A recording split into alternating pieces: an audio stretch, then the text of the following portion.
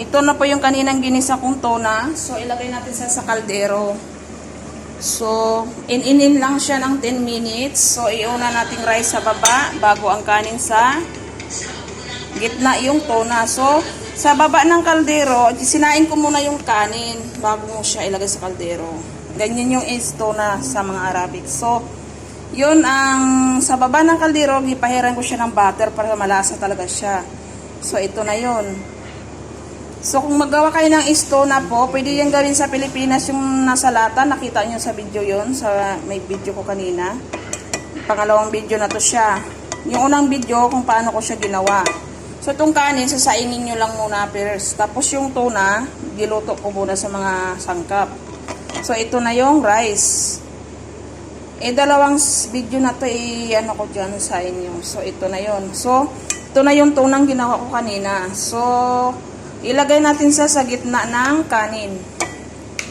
I-in-in mo lang siya ng 10 minutes kasi luto na to sila lahat kaso kailangan lang siyang i-in-in. Kasi para mo ano talaga yung lasa. So yung tuna nilagay ko sa gitna ng rice sa kaldero. Yan ang tawag nila ito sa Arabic is tuna.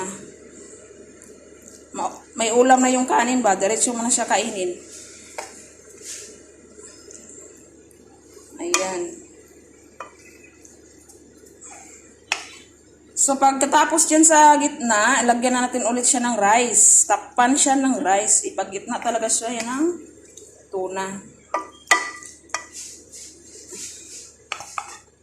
So, yan na po. Iyan ang tawag title is tuna. Tuna na sa lata. May kanin na siya.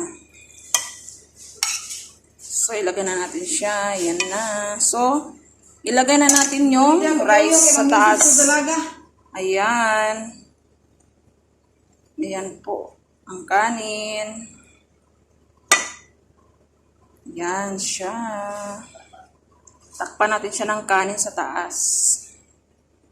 Yun.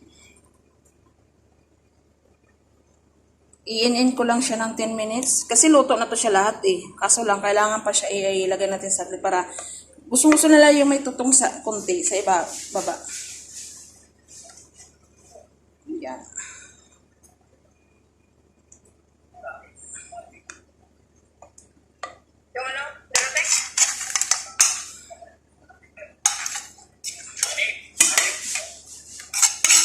Sige na, mag-message ka na.